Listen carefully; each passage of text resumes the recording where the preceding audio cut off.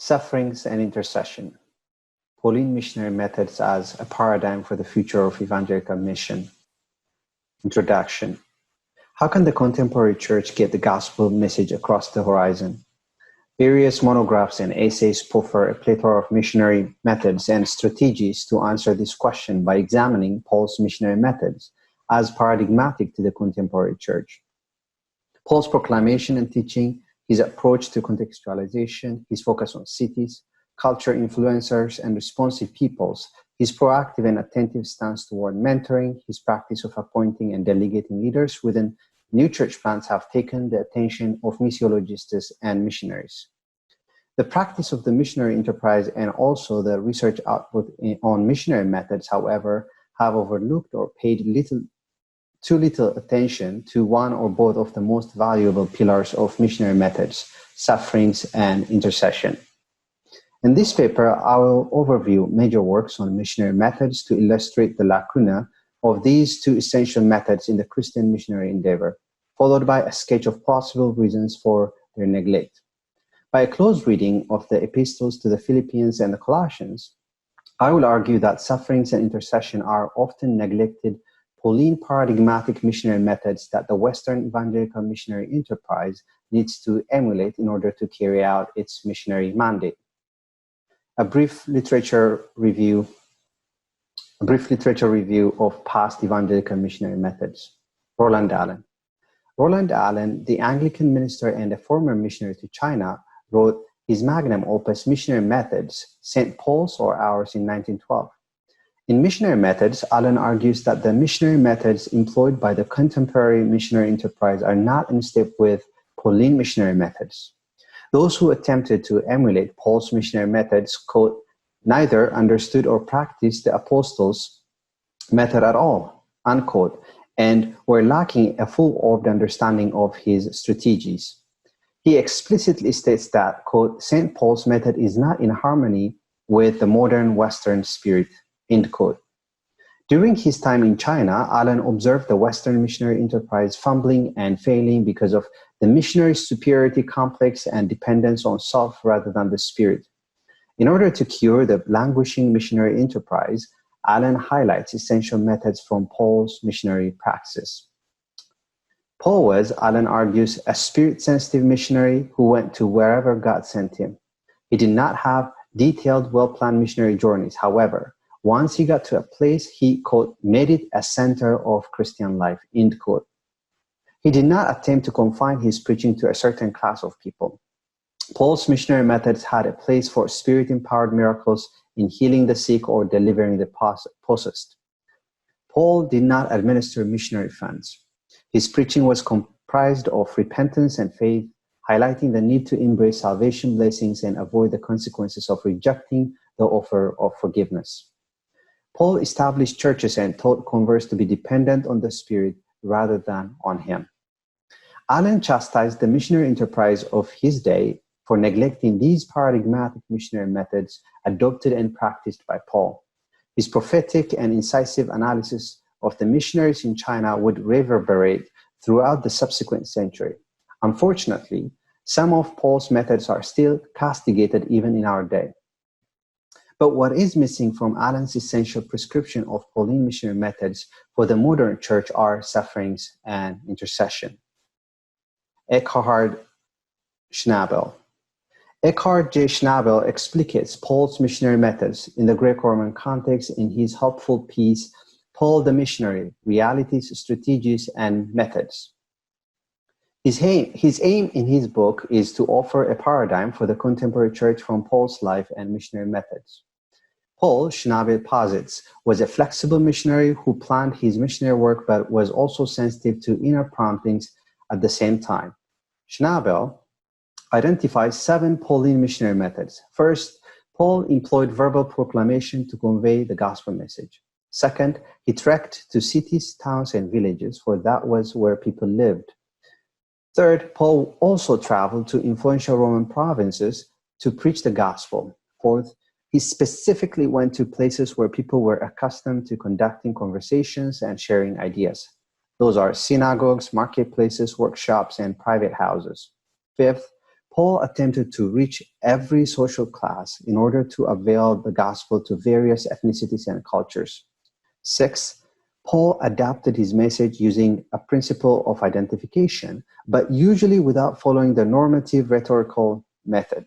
7th, Paul used, quote, his missionary work and his personal behavior, unquote, for his credibility, and these assisted in his success in his missionary work. None of the above-mentioned methods identified by Schnabel include sufferings and intercession as Pauline missionary methods. To his credit, Schnabel acknowledges that Paul's suffering is a vehicle for his missionary work. Schnabel states, quote, Paul suffers as an apostle of Jesus Christ, just as Jesus suffered during his mission. Suffering is an inevitable corollary of missionary work, end quote. However, intercession as a Pauline missionary method is wanting in Schnabel's work. Robert Plummer and John Mark Terry. In 2012, Paul's Missionary Methods in His Time and Ours, an edited volume that probes the impact of Roland Allen, was published. This volume overviews Paul's theology and missiology. Paul's focus was on proclaiming the gospel, Evangelical. Paul planted churches, organized them, allowed autonomy of leadership by the new converts, and conducted the 2 ordinances, baptism and the Lord's Supper. Paul's suffering is part of his missionary endeavor to proclaim the gospel, to edify the church, but also to identify with Jesus. But here also the link between sufferings and intercession is missing. Paul's missionary methods include struggles with evil spiritual forces, heresy, and sin. John Mark Terry highlights various missionary methods employed by indigenous mission advocates like John L. Nevius, Roland Allen, Melvin Hodges, Donald McGovern, and Alan Tippett. Their proposals, along with his concurrent conclusion, reveal the emphasis of establishing self-governing indigenous churches. Terry's essay also betrays the lack of sufferings and intercession as key missionary methods. The rest of the essays regurgitate Allen's prescription without adding sufferings and intercession as paradigmatic missionary methods. The exception, however, is Christoph Steinschke's brief discussion of prayer and sufferings as Paul's missionary method. The brevity, however, necessitates a full treatment of these 2 essential Pauline missionary methods. John Mark Terry and J.D. Payne. John Mark Terry and J.D. Payne published Developing a Strategy for Missions, a biblical, historical, and cultural introduction in 2013. Their work is valuable as they survey various missionary strategies utilized in different periods of the church. Contextualization, self-governance, proclamation, church planting, and ethnographic research are some of the methods prescribed. Surprisingly, a number of missionary movements and individuals do not consider sufferings and intercession. Given the span the volume covers, one would expect to at least find these 2 methods included in a discussion of either Paul or the early church's missionary endeavor. Craig Oates and J.D. Payne. The same holds true for an edited volume of Missionary Methods, Research, Reflections, and Realities. In this volume, Robert Gallagher rightly points out that Roland Allen's work fails to, quote, connect prayer with Paul's missionary methods, unquote. Nonetheless, the volume he himself contributed to does not incorporate prayer or intercession as a Pauline missionary method, and I would also add that suffering is absent. J.D. Payne. At the Evangelical Missiological Society National Conference in 2019, J.D. Payne read Mission Amid the Crisis of Persecution, Challenge and Guidelines for Research and Training. The thrust of his paper is that most missionaries from the West are ill-prepared with regard to persecution for the faith. His paper, as such, insists that churches and mission organizations need to understand the nature and inevitability of persecution in order to prepare Western missionaries for possible persecution. One avenue that could prepare the Western church and missionaries is conducting, quote, better research in the area of persecution, end quote. It's worthy to note that Payne's paper calls the Western church and its missionaries to embrace persecution as part and parcel of the Christian life. But what could have strengthened his observations and suggestions is considering persecution not just as something a Christian will experience as normal, but also something that can be embraced as a missionary method in advancing the gospel. The above survey makes it clear that sufferings and intercession are not usually in the purview of missiologists and missionaries. But what are the possible reasons for neglecting these two vital missionary methods in the contemporary church? Reason number one, self-reliance. Allen notes the proclivity of Western missionaries to be self-reliant. He writes, quote, "We modern teachers from the West are by nature and by training persons of selfless activity and boundless confidence," end quote. This self-reliance could emanate from the education missionaries have received and the financial abundance they have acquired and the technological advancement the West has achieved. Knowledge and material possessions create a superiority complex against other nations and people groups and fund the notion that one can change or even save the world. The self can too easily drive the missionary endeavor. It denies the supernatural guidance and intervention take place in missionary activities. Self-reliance feeds on secularism that propagates reason-based and man-centered solutions to the problems of humanity. Of course, the evangelical missionary enterprise will not endorse a full-blown radical secularism for obvious theological reasons. Nonetheless, a toned-down, restrained secular ideology has crept into the Western church and its missionary practice. It is hard for the Western context to swallow suffering as a missionary method, as the West is striving to eradicate suffering and pain at all costs in order to make life easier and more comfortable. This secular ideology quenches the nudging of the Spirit, or the missionary's sensitivity and openness to the Spirit's plan, and instead the tendency is to stick to their rigidly planned strategy.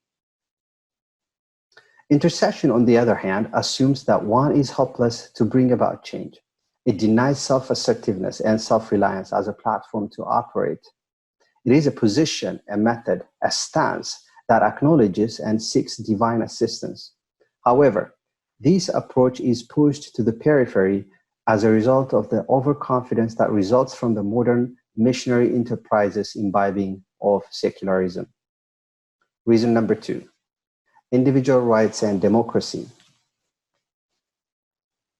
A second reason for the lack of sufferings or persecution and intercession as missionary methods in the West, especially among American Christians, is an overemphasis on individual liberty and democracy. A missionary who is steeped in the exercise of religious liberty and the freedom of worship and speech, and who, if necessary, is allowed to defend his or her liberty, would feel that it is natural for him or her to expect the same thing in other contexts. J.D. Payne is correct that, quote, "Much of the New Testament addresses mission in the context of persecution," end quote. Along with Payne, I lament that passages that explicate sufferings and persecution are sanitized or overlooked because of the undue emphasis of theologians, missionaries, and missiologists on religious liberties. He further notes that pre-tribulation eschatology has enabled the Western Church to, quote, "believe they will not be present for such opposition and therefore no theology of persecution is necessary," end quote.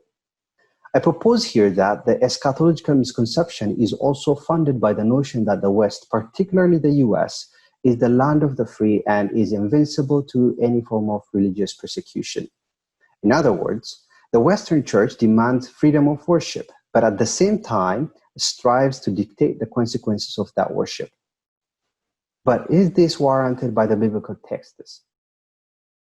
Regardless of the context, Christians can always worship, but they should also embrace the consequences of their worship. To want to worship and to also demand freedom from sufferings is a Constantinian method rather than a Pauline one. The Constantinian missionary method runs on self-sufficiency and military might. This method inflicted sufferings and persecution instead of willingly embracing and maximizing persecution and suffering to advance the cause of the gospel. It does not attempt to plead with God for help when there is a sword to swing and a context to conquer. To such a flawed Western Constantinian missionary methods, Paul provides an alternative. Suffering and intercession, fundamental Pauline missionary methods for the future of evangelical mission in light of Colossians and Philippians. Alternative number 1, suffering. After expounding the supremacy of Christ in heaven and on earth and Christ's reconciliation work through his vicarious death, Paul reveals that he is a minister, diakonos, of the unchanging universal gospel. His gospeling ministry, however, entails suffering. Paul describes this suffering with the well-known and difficult expression in Colossians 1:24. Now I rejoice in my sufferings for your sake, and in my flesh I am filling up what's lacking in Christ's afflictions for the sake of his body, that is, the church. The scholars have provided several interpretations to this difficult passage. Option number 1, Christ's suffering is insufficient, so Paul is supplementing what's lacking in him. Option number 2, Paul is suffering in union with Christ. Option number 3, Paul is suffering not to redeem, but to proclaim the gospel, which is dubbed as messianic wars. The third option fits the context-based. In Paul's proclamatory ministry, suffering is a vehicle to propel the gospel forward. Suffering as an inevitable factor in Paul's missionary work was foretold earlier during his conversation and commissioning period. From that day on, suffering in proclaiming the gospel was a normal missionary reality in Paul's life and ministry. He was threatened, flogged, imprisoned, insulted, and plotted against because of his missionary endeavor. And instead of begrudging and complaining, Paul states, I rejoice in my sufferings for your sake. In addition to rejoicing, Paul was also maximizing his suffering. In Philippians chapter 1, verse 12 through 14, Paul's imprisonment was used as a vehicle to advance the gospel message among the Roman soldiers, his captors. The progress of the gospel in prison sparked a zeal for proclamation among other believers. Except in 2 instances, Paul never used his Roman citizenship card to accuse either Jews or Gentiles that they were infringing on his individual rights. Even those 2 moments when he invoked his Roman citizenship were strategic moves either to protect the incipient Philippian church or to make sure he got to Rome to stand before Caesar to proclaim the gospel to him. His customary missionary method was to embrace suffering and use it to disseminate the death and resurrection of Messiah Jesus. He understood that Christian missionary work is incompatible with a conquistador or Constantinian approach that attempts to dominate the culture and subdue detractors of the Christian message with the sword. His imitation of Christ is evident in that he is ministering from weakness, that brokenness is the focal point of his missionary endeavor. He boasted in his suffering, pain, and the costly life he led rather than in his success or identity. In fact, he declared that he strove to forget what lies behind and strain forward to what lies ahead. His desire was that he may know him and the power of his resurrection and may share his sufferings and becoming like him in his death, that by any means possible he may attain the resurrection from the dead. This is not a mere individualized mysticism. Paul wanted to be like Christ in every way, to pour out his life as a sacrifice for the progression of the gospel among sinners.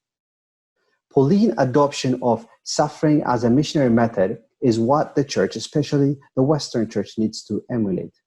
And instead of striving to avoid suffering in private and public life, the modern church should instead embrace it with joy and utilize it in propagating the gospel. Commenting on Colossians 1:24, David Hay writes, quote, Paul's sufferings are never presented as a model that they should imitate, end quote. This statement, however, does not stand in the face of the evidence from Philippians, Colossians, and the non-Pauline epistle, 1 Peter. Hay's statement excuses believers from adopting suffering as a missionary method. Roland Allen foresaw such an argument in 1912. To those who view Pauline missionary methods as exceptional, he offered an answer. Quote, St. Paul's missionary method was not peculiarly St. Paul's, end quote. Others argue that persecution is an enemy of the gospel progression, and Tertullian's often quoted maxim, the blood of martyrs, their seed, should not be propagated as the norm. However, the inevitability of suffering and the hostility the world has for the gospel and its messengers urge us to embrace suffering, rejoice in afflictions, and utilize them to advance the gospel. The Ethiopian Protestant Church's growth during the merciless persecution of the church by the staunchly communist government from the 70s through the 90s is illustrative of Tertullian's maxim. The number of believers doubled as the iron fist of the socialist rule hammered down the roofs of the church. Imprisoned pastors and members of the church were instrumental for many to encounter the risen Christ through the proclamation of the gospel, where the word of God was not chained. Tababa Shete, a noted evangelical historian, notes that, quote, as Christians were thrown into jail, they turned the prison houses into pulpits, end quote. Others who shed their blood for being believers and proclaimers became seed for evangelistic zeal and subsequent revival among university students. The believers submitted themselves to the edge of the sword rather than attempting to subjugate others under their own swords. They proclaimed the simple but foundational gospel at the cost of their jobs, schools, dignity, freedom, even their lives, so that others could cross from death to life. Some of the martyrs did not even get a burial place in the society. They were rejected in life and death for the sake of the gospel. The Pauline model and Tertullian's maxim rang true in the Ethiopian milieu. In other words, suffering as a missionary method is a model to embrace. Number 2, intercession. There is no other Christian spiritual discipline that has suffered more in a secular society than prayer. As such, the neglect of intercession as a missionary method is understandable. Nevertheless, what is intercession? Intercession is a particular kind of prayer that is done on behalf of another. The notion of intercession within the canonical text as well as non-canonical books reveal that intercession is seeking divine intervention on behalf of a person or people who are in danger of God's wrath, military invasion, or sickness. Intercession is a mediatorial prayer seeking God's help or forgiveness. Intercession is most evident in the ministry of the prophets. Moses interceded on behalf of the idol-worshipping and murmuring people of God. Prophet Jeremiah labored on behalf of the people who refused to listen to God's word. He persisted in interceding even when he was told by God not to intercede. Paul was a student of the prophets and the mediators of the previous generation. He earnestly interceded on behalf of Jews and Gentiles so that they would embrace the gospel and remain rooted in it. The term that conveys Paul's intercession is the verb agonizomai and the noun agon in Colossians 1:29 and Colossians 2:1. The common translation of the term is struggle, concern, or strive. Scholars note that the word expresses athletic imagery.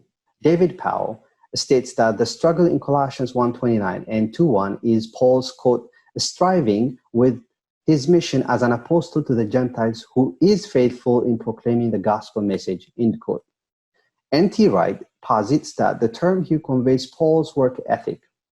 Douglas Smoot thinks that the term here, quote, likely refers to the general work of ministry, preaching the gospel, admonishing converts, resisting false teachers, end quote.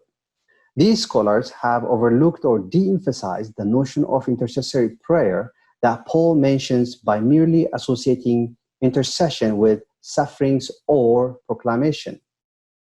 J.B. Lightfoot, however, is correct to observe that agon and agonizomai here in Colossians express the fact that Paul is having, quote, an inward struggle, the wrestling in prayer, end quote. A similar idea is seen in Epaphras' ministry. Paul notes that Epaphras is always struggling, agonizomenas, on your behalf in his prayers. in Colossians 4:12. Paul's agony or struggle in Colossians 1:29 and 2:1 should be understood in two ways. First, as an apostle to the Gentiles, he is concerned for those who have not heard the gospel yet, as they are under the threat of divine judgment. Therefore, a fight or struggle through intercession is paramount. Second, particularly in the case of Colossians, the church in Colossae and its surrounding cities were threatened by false teachings that de-emphasize Christ's identity and work. Thus, there is the threat of false doctrine, and as such, the need for intervening intercessory prayer. Epaphras' continual intercession on behalf of the churches he planted substantiates this second point. Epaphras emulated Paul's sufferings and intercessory prayers. He was in prison, suffering for the gospel like Paul, but he was also interceding for his missionary work. Paul not only interceded for his missionary works, but he also solicited others to intercede for his gospel proclamation. In Colossians 4, chapter 4, verse 3 and 4, he requests the believers in Colossae to pray also for us that God may open to us a door for the word, to declare the mystery of Christ, on account of which I am in prison, that I may make it clear which is how I ought to speak. His request for intercession makes it clear that it is essential to plead with God to open doors for the gospel so that the lost, those who are in danger of eternal judgment, could escape by hearing and embracing the gospel message. The request also indicates that once the door for the gospel is open, communicating the message with clarity is essential. However, clarity does not solely rely on the missionary's training, rhetorical skill, the amount of knowledge the missionary has acquired, or their experience. Clarity depends on God assisting the missionary to make it clear. Paul, a seasoned missionary and a highly educated clergy, understood that intercession is the backbone of his proclamatory ministry. Conclusion. Christians, Western and non-Western alike, need to realize the Christian missionary endeavor requires the sweat, pain, tears, and blood of the one who follows Christ and strives to make the salvation blessings known to the lost. Jesus declared, "Truly, truly, I say to you, unless a grain of wheat falls into the earth and dies, it remains alone. But if it dies, it bears much fruit." John 12:24. This verse is exemplified in Paul's missionary endeavor. This should be the guiding principle of the church planting movement, rather than crafting pain-free and suffering-free missionary methods and strategies. For instance, the insider movement proponents need to integrate such a Pauline paradigm in their evangelistic and discipleship efforts, rather than encouraging converts to live a double life. In fact, lack of suffering and persecution in the life of the church could be a signal that the church has succumbed to the culture and is proclaiming a watered-down gospel, rather than considering the lack of persecution and suffering as a sign of freedom and democracy. This is not a call for Christians to go out and incense the masses with reckless provocation. Of those provocateurs, we have many. The reality of hell, the seriousness of spiritual darkness, the unjust, broken, and aching world need to come to the fore of our theological and missiological formulations. It appears that God's impending judgment against sin and the lost is attenuated, and this in turn has led the church to abdicate its priestly mediatorial intercession on behalf of the lost. Put differently, the near absence of intercession in the missionary methods, but more so in the church of the secular context, betrayed the withering of some theological motives from the terrain of the developed and progressed societies. To mitigate the Constantinian or Charlemagnian inclination of doing mission, the evangelical missionary enterprise needs to adopt a position of weakness, humility, and brokenness. Missionaries and missiologists alike should embrace rejection, sorrow, grief, affliction, even martyrdom, so that they become a light for the nations. Dependence on the machine the West has produced, the thick tomes the Western church has penned, the fatwas they carry, or the friendship with and the sword of Constantine will boost one's ego, but not the number of genuine disciples. However, openness to the Spirit, flexibility to be led and detoured by Him, forging genuine brotherhood and sisterhood with non-Western believers, showing compassion and respect to the lost will help dethrone self-reliance and an individualistic lifestyle. In conclusion, other missionary methods like proclamation, Bible translation, contextualization, etc., should be couched in sufferings and intercession, as these two primary methods prioritize dependence on the Spirit, but also assist in carrying out the task of making Christ known throughout the world. If the Evangelical Church takes its missionary mandate seriously, and also if the Church desires to bear fruit in the world where hostility, rejection, and evil keep abounding, it should emulate the two Pauline missionary methods, sufferings and intercession. Thank you.